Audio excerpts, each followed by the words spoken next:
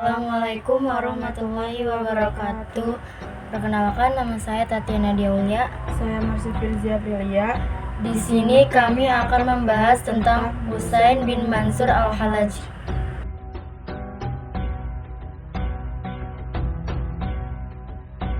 Biografi Husain bin Mansur Al-Hallaj. Al-Hallaj ini memiliki nama lengkap Husain bin Mansur Al-Hallaj.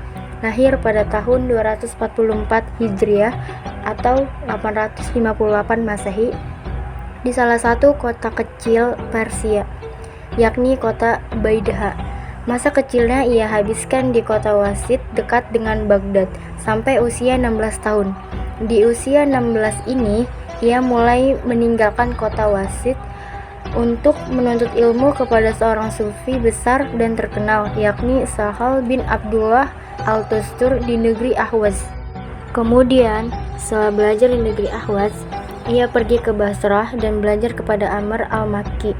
Pada tahun 264 Hijriah, ia melanjutkan belajarnya kepada Al-Junaid di kota Baghdad yang merupakan seorang sufi besar pula. Selain besar keinginannya mempelajari ilmu kepada tokoh-tokoh sufi besar dan terkenal, ia juga telah menunaikan ibadah haji sebanyak 3 kali. Dari sini jelas tidak diragukan bahwa pengetahuan tentang ajaran-ajaran tasawuf tidak diragukan.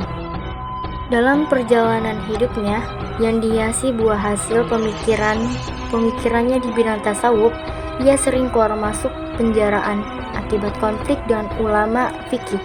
Konflik tersebut dipicu oleh pikiran Al-Hallaj yang dianggap ganjil. Ulama fikih yang sangat besar pengaruhnya karena fatwanya untuk memberantas dan membantah ajaran-ajaran Al-Hallaj, sehingga ia ditangkap dan dipenjara adalah Ibnu Daud Al-Isfahani. Tetapi setelah 1 tahun dalam penjara, ia dapat meloloskan diri atas bantuan seorang sipir penjara. Ajaran Al-Hajj. Pokok dari ajaran Al-Hulul adalah: pertama, diri manusia tidak hancur; kedua, ada 2 wujud tetapi bersatu dalam satu tubuh, yakni penyatuan sifat ketuhanan dengan sifat kemanusiaan. Akan tetapi dalam kesimpulannya, konsep hulul Al-Hajj bersifat majazi, tidak dalam pengertian yang sebenarnya. Menurut Nasiruddin At-Tusi, Al-Hulul adalah paham yang mengatakan bahwa Tuhan memilih tubuh manusia tertentu untuk mengambil tempat di dalamnya setelah sifat-sifat kemanusiaan yang ada dalam tubuh itu dilenyapkan. Sesungguhnya Allah Subhanahu wa Ta'ala memilih jasad-jasad dan menempatkannya dengan makna ketuhanan setelah menghilangkan sifat-sifat kemanusiaan. Menurut filsafat Al-Hallaj, Allah Subhanahu wa Ta'ala mempunyai 2 alam atau sifat dasar, yaitu Al-Lahut atau ketuhanan dan An-Nasut atau kemanusiaan. Demikian pula manusia, di samping memiliki sifat kemanusiaan, ia juga mempunyai sifat ketuhanan dalam dirinya.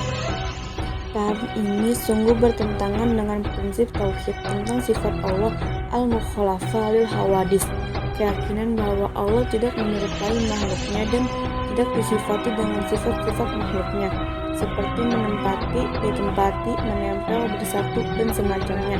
Paham inilah yang membuat Al-Hallaj terdepak dari jajaran para ulama sufi yang sesungguhnya, sehingga ia ditolak oleh mayoritas para sufi sebagaimana ditegaskan oleh Abu Abdurrahman As-Sulami dalam Tabaqat As-Sufiyah. Bahkan Al-Junaid Al-Baghdadi sendiri menolaknya dan membantahnya. Sebagaimana disebutkan oleh Al-Khatib Al-Baghdadi, pendiri tarekat Ar-Rifaiyah, Syekh Ahmad Ar-Rifai, menegaskan tentangnya, seandainya Al-Hallaj berada dalam ajaran yang hak atau benar, niscaya ia tidak akan mengatakan aku adalah Al-Haq atau Allah. Alasan Al-Hajj memilih ajarannya. Al-Hajj berpendapat bahwa dalam diri manusia sebenarnya ada sifat-sifat ketuhanan. Beliau memperlihatkan bahwa Tuhan mempunyai 2 sifat dasar, yaitu sifat dasar ketuhanannya sendiri atau lahut dan sifat kemanusiaan atau nasut. Jika nasut Allah mengandung tabiat seperti manusia yang terdiri atas roh dan jasad, lahut tidak dapat bersatu dengan manusia kecuali dengan cara menempati tubuh setelah sifat-sifat kemanusiaannya hilang. Menurutnya, Hewan memiliki sifat laut dan nasut, demikian juga manusia. Manusia dapat menghilangkan sifat nasutnya atau sifat kemanusiaannya. Apabila manusia sudah mencapai ke tingkat fana, dengan menghilangkan sifat-sifat nasut, mencapai sifat laut atau sifat ketuhanan yang dapat mengontrol tingkah laku dan menjadi inti dari kehidupan. Hikmah yang bisa diambil dari keteladanan Husain bin Mansur al-Hallaj. Yang pertama, kerinduannya kepada Maha Kuasa. Detik-detik terakhir hidupnya al-Hallaj disiksa, tetapi ia tidak berhenti untuk tersenyum karena ia sadar Allah akan selalu bersamanya. Yang kedua, hendaknya sebagai insan muslim sebelum memasuki atau mempelajari ilmu tasawuf, terlebih dahulu mempelajari ilmu fikih, usul fikih, tauhid, dan ilmu kalam. Kemudian baru memasuki lapang tasawuf agar tidak tersesat dalam bertuhan kepada Allah dan berpedoman kepada Al-Quran. Sekian dari kami, kurang lebihnya mohon maaf. Wassalamualaikum warahmatullahi wabarakatuh.